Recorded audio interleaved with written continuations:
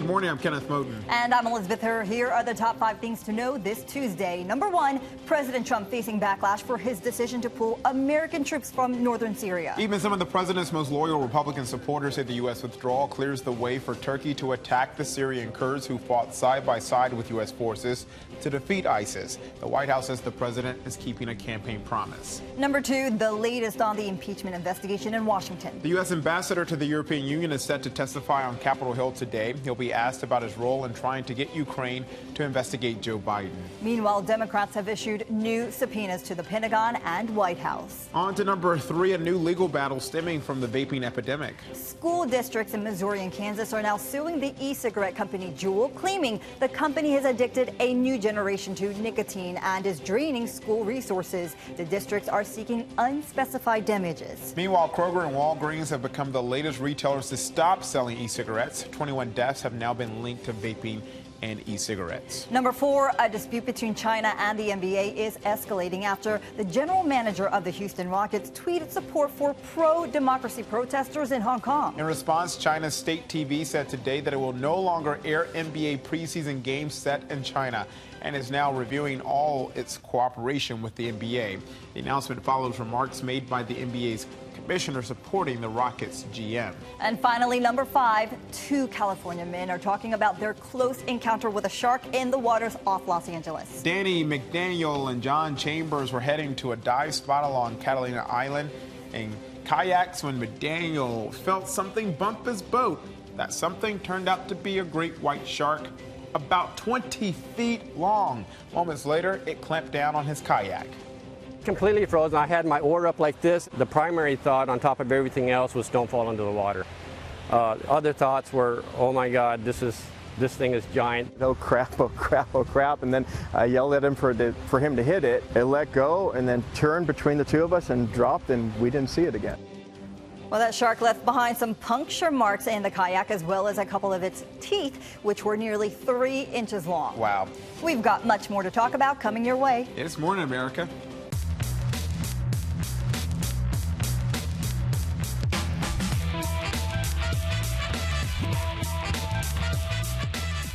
Let's get more now on that big story. President Trump facing a growing backlash, even from some Republicans, after his sudden decision to pull U.S. troops from northern Syria. The president says he is making good on a campaign promise, but some of his staunchest supporters say he's betraying America's Kurdish allies who helped fight ISIS for years, and that leaves the Kurds open to attack from Turkey. ABC's Inez de la Cotara joins us with the latest from Washington. Inez, good morning. Good morning, Kenneth and Elizabeth. Well, the president's decision comes as his own military leaders have advised him against it over fears it could destabilize the region. Overnight, new images of U.S. forces withdrawing from their positions in northern Syria after President Trump's sudden decision to pull out of the region, arguing he's making good on a campaign promise. Turkey, Syria, let them take care of it. Let them take care of it. We want to bring our troops back home. The White House greenlighting a Turkish incursion that could wipe out U.S.-backed Kurdish forces in the area. The Kurds have been America's strongest ally in the fight against ISIS. Turkey wants the land to send hundreds of thousands of Syrian refugees back and views the Kurds as terrorist insurgents. Why are you siding with an authoritarian leader and not our Kurdish allies? Well, I'm not siding with anybody. We've been in Syria for many years. You know, Syria was supposed to be a short-term hit, just a very short-term hit, and we were supposed to be in and out. We want to bring our troops back home. The move drawing strong criticism from Democrats and even from some of the president's biggest supporters. Senate Majority Leader Mitch McConnell saying it would increase the risk that ISIS and other terrorist groups regroup. If we abandon them, good luck getting anybody to help America in the future with radical Islam, Al-Qaeda, and ISIS. Following the criticism, President Trump insisted, if Turkey does anything that I, in my great and unmatched wisdom, consider to be off limits, I will totally destroy and obliterate the economy of Turkey. And it's unclear just how extensive that expected Turkish incursion will be. The Pentagon is worried that there could be a resurgence of ISIS if the Kurds are wiped out, as the Kurds currently hold thousands of ISIS prisoners. And as for the Kurds, they say they feel abandoned. Kenneth and Elizabeth. All right, Inez, thank you there. Well, House Democrats moving forward with the impeachment inquiry are planning to take extraordinary steps when they meet with the original whistleblower. Sources say they're considering masking the whistleblower's voice and appearance, and they plan to conduct the interview at a secure location away from the Capitol Hill. After the president demanded to know who the whistleblower is, Democrats are concerned his Republican allies in the House could reveal the person's identity. And a federal judge in New York dealt President Trump a setback in the battle over his tax returns. The judge ruled New York City prosecutors can see Trump's tax returns. It's all part of that investigation into hush money payments to women who claim they had affairs with Trump before he was in office. But the president's lawyers won the next round when an appeals court temporarily blocked the ruling while it considers the issue. The main utility company in Northern California says it may preemptively cut power to about half of the state. Pacific Gas and Electric is concerned about power lines sparking wildfires during a spell of dry and windy weather. The power could be cut in half of California's 58 counties as soon as tomorrow morning. Outages could continue through Thursday. Southern California's main utility says it may also cut power to about 12,000 residents in 5 counties. And climate change protesters took their case to the streets of Lower Manhattan. They poured red paint on the Wall Street Bull statue and blocked some intersections. Nearly 100 people were taken into custody. The protests were part of an international effort to raise awareness about climate change. Moving on, an Oklahoma woman is recovering after she was shot while sitting in a pickup truck by a dog. Police in Enid say the woman, a Labrador named Molly, and Molly's owner were waiting at a train crossing last week. Molly jumped on the center console, which caused her owner's gun to fire. A bullet hit the woman in the thigh. No charges have been filed. Well, the federal prosecutor in the college admission scandal has given a rare interview to our ABC station in Boston. U.S. Attorney Andrew Leland praised actress Felicity Huffman for taking responsibility for her actions and pleading guilty. Huffman received a 2-week prison sentence, but Leland told WCVB that his office would seek a lengthy sentence for Lori Loughlin and her husband, who are fighting charges against them. If she's convicted, I don't think I'm giving her any state secrets by saying we would probably ask for a higher sentence for her than we did for Felicity Huffman. If it's after trial, I think certainly we'd be asking for something substantially higher. The next hearing in Loughlin's case is scheduled for mid-January. Scary moments at the International Balloon Fiesta in Albuquerque. The gondola of one of the hot air balloons caught fire. The pilot and their passenger were taken to the hospital. There were a number of other mishaps, including one balloon that flew into a cable line and another landing in a tree. And the question, what planet in our solar system has the most moons, has a new answer. Saturn is the answer. Saturn has officially jumped ahead of Jupiter in the celestial count. Scientists say they have found 20 new moons around the ringed planet, giving it 82. That's 3 more than Jupiter's 79. Saturn's new moons are about 3 miles in diameter. Astronomers say there may be as many as 100 other smaller moons orbiting the planet. Called baby moons, apparently. Isn't that pretty cool? Very cool. And the fact that we're just learning about this. Just incredible. Hey, well, coming up, the King of Sweden is stripping some of his grandchildren of their royal titles. We'll find out why. But first, can you be fired for being gay or transgender? The arguments before the Supreme Court today when we come back.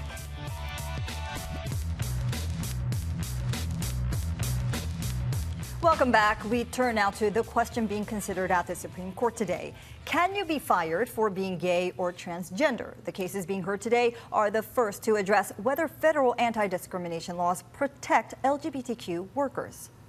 This morning, gay and transgender rights are in the spotlight as the Supreme Court returns to session. In 3 potentially landmark cases, the High Court is expected to decide whether millions of LGBTQ Americans are protected under federal anti-discrimination laws, which prohibit employers from terminating workers because of their sex.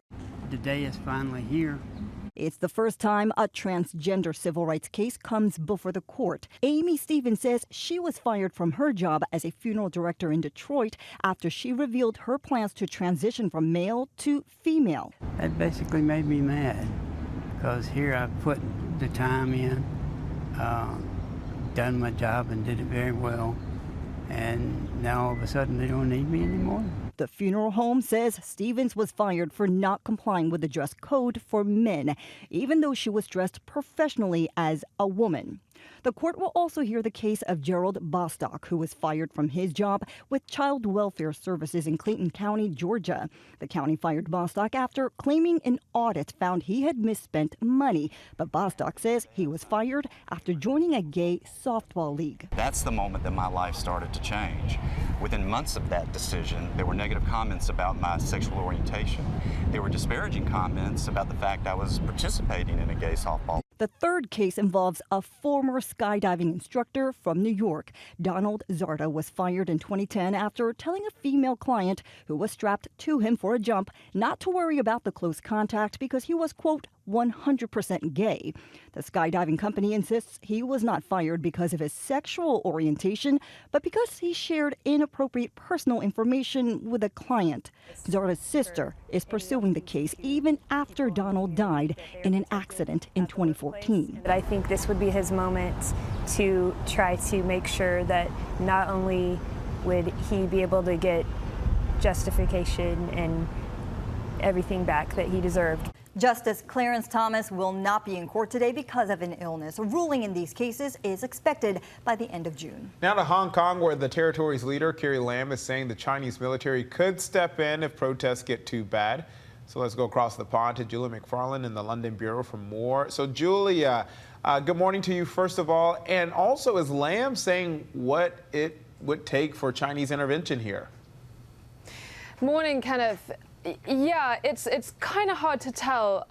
Bear in mind, this is the outcome that everyone has been dreading and is hoping that would not come to pass because, of course, remember that Hong Kong, the former British colony, it was promised a high degree of autonomy when it was handed back to the Chinese back in 1997. Now, we are now entering the 5th month of consecutive weekends of protests in Hong Kong, and they show no signs of abating. So the chief executive, Carrie Lam, in a press conference early on Tuesday morning, she said that it was clear that the solution had to come from Hong Kong itself, but she said no options could be ruled out if we want Hong Kong to at least have another chance. So she is basically appearing to hint there, trying to sort of maybe ready the ground for a possible future intervention from Beijing. Now, the Chinese have said from several months ago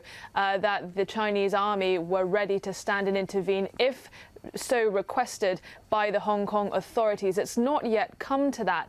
But all these protesters, many of them have been protesting against the police brutality of the Hong Kong police. And we have seen such violent scenes the last few months, and that still has not caused people to abandon their cause and to stop protesting. Meanwhile, these protests are having a real impact on the Hong Kong economy. Some new figures out saying that tourism in October, there was a big mainland Chinese national holiday earlier that week. Tourism numbers down by half. Hotel occupancy and retail figures were both down by a quarter year from last year, according to Carrie Lam. She was mentioning this in her conference, and one of the reasons why she said that time is really running out for Hong Kong to sort this out. Yeah. Well, Julia, we're now hearing the U.S. is blacklisting some Chinese tech companies, saying that they're part of a repressive campaign against Muslim minorities in China. What technologies are we talking about here? Exactly, Elizabeth. Now, this is not the first time that the U.S. authorities have added Chinese organizations to the entity list. That's kind of what they did with Huawei, that tech conglomerate last year. The Americans did that, citing security concerns. But the U.S. Commerce Department, they have added, as you say, 28 organizations to this entity list.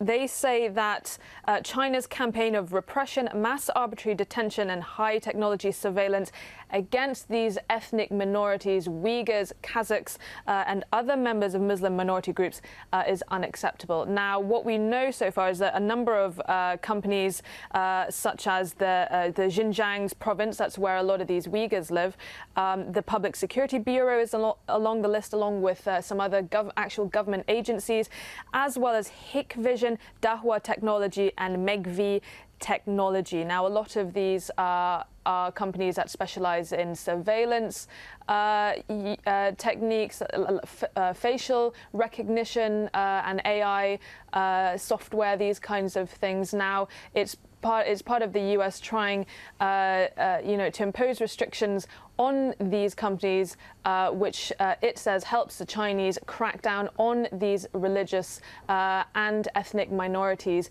in places like Xinjiang province. Now, there is, of course, the background to all this, that trade war with China going on in the background. Yes, it is. And we're going to move on to the British royal family in just a minute, but the royal family in Sweden is in the news this morning. So apparently, Julie, I'm sure you know this, that the king there is stripping his grandchildren of their titles. So what is this all about? Exactly, this is quite interesting. So two of King Carl Gustaf's grandchildren, a boy and a girl, they no longer have the title of Royal Highness and they're not expected to perform their royal duties. They are, however, remaining Prince and Princess, 2 out of his 5 grandchildren.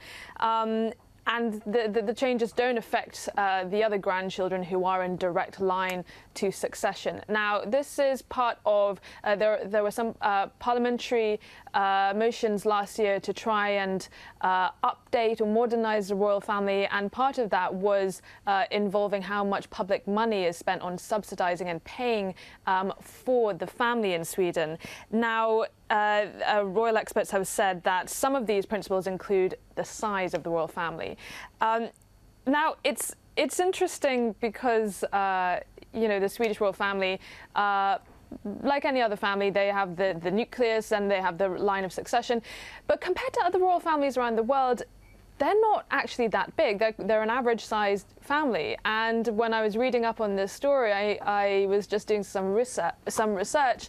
And if you want to compare it to Saudi Arabia, there are around 15,000 members of the Saudi Arabian royal family. Of course, only 2,000 of them are considered influential and are considered wealthy by Saudi Arabian standards. But it's quite an interesting world away from the Swedish royal family. But as it's been pointed out, they will still be prince and princess.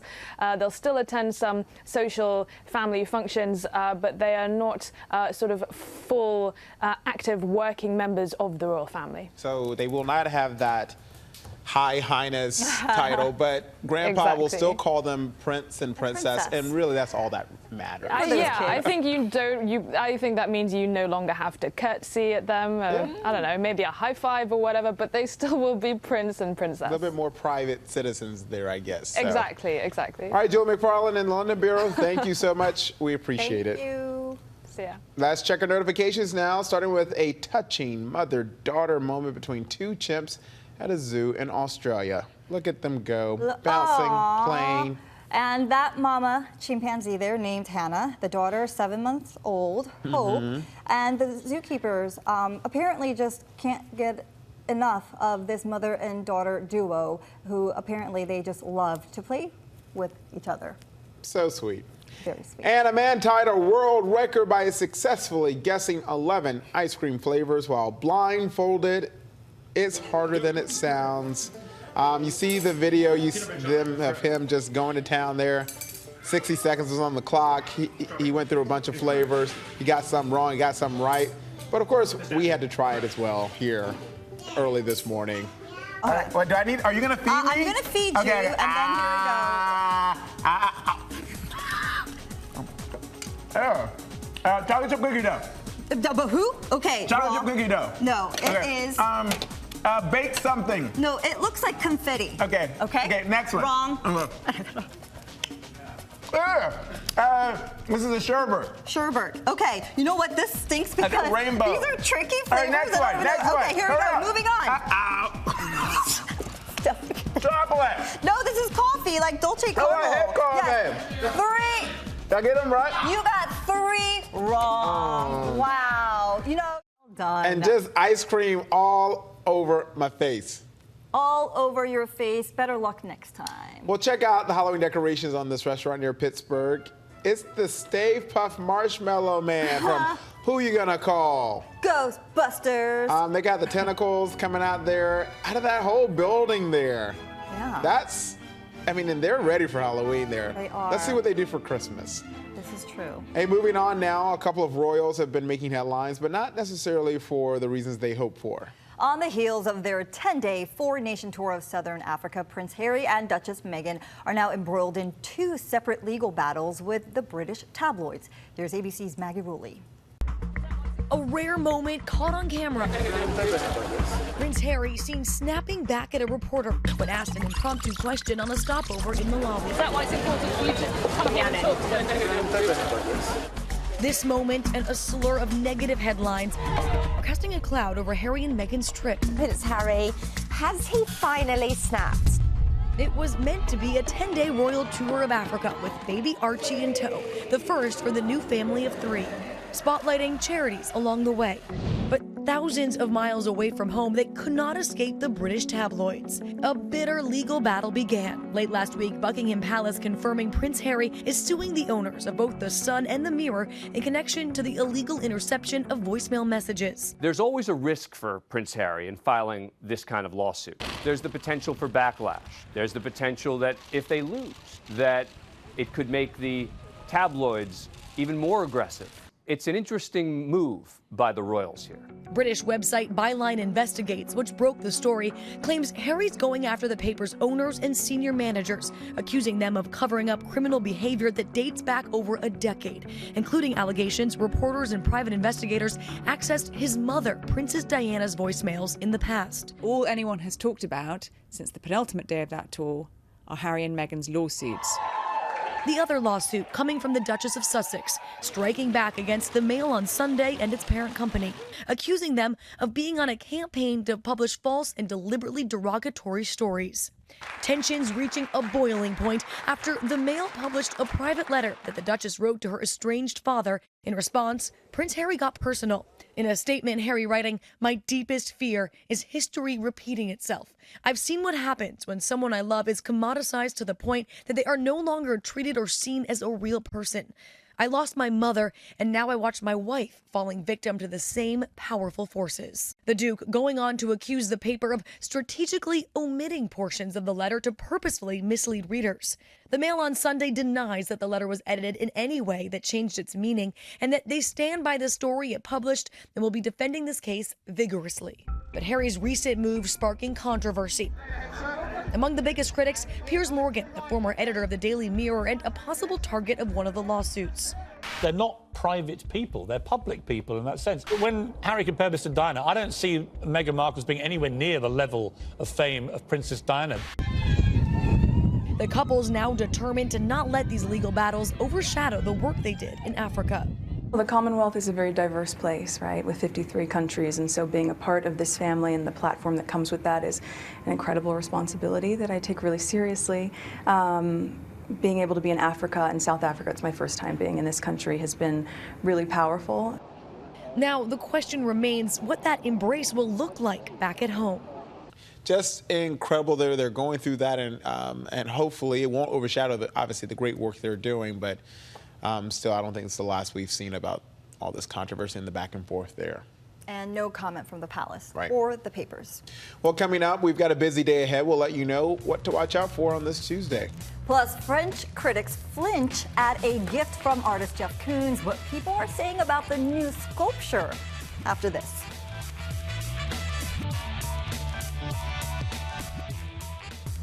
Here's what to watch out for today. The U.S. ambassador to the European Union, Gordon Sondland, is set to testify after emerging as a key figure in a string of text messages about pressuring Ukraine to investigate Joe Biden. President Trump is scheduled to award the Presidential Medal of Freedom, the nation's highest civilian honor, to former Attorney General Edwin Meese, who served under President Ronald Reagan. Acting Customs and Border Protection Commissioner Mark Morgan will hold a rare on-camera press briefing at the White House. And the Supreme Court will hear arguments on whether thousands of transgender Americans are protected from employment discrimination under the Civil Rights Act, which bars employers from terminating workers because of sex. Swedish teen climate activist Greta Thunberg will participate in a forum in Standing Rock, North Dakota to discuss the Dakota Access Pipeline and proposed Keystone XL pipeline with Sioux activist Dakota Iron Eyes. Plus, don't forget to tune into The Debrief for an update on all our top stories and the briefing room for a breakdown of the latest headlines in politics. An artistic gift to Paris has found a lot of critics in the social media world. American artist Jeff Koons' work is called Bouquet of Tulips. It is meant as a symbol of solidarity between the U.S. and Paris in the wake of the terror attack 4 years ago. But one French columnist called it dreadful.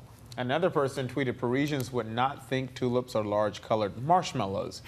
Meantime, Paris mayor called it a beautiful gift because I guess he realized in the spirit in which it was given. Yes. But people on social media, definitely in Paris, are sounding off about this one. It's very colorful, though. Colorful, but some people not impressed. Yeah. So that's our question of the day. What do you think of these critics' take on this sculpture? Do they have a point, or should they be thankful for the gesture? Tell us in the comments or tweet us at ABC News Live. And that's it for today. You made it, Kenneth. I sure did. It's my first day back. Yes. Have a great day, everyone. We'll see you tomorrow.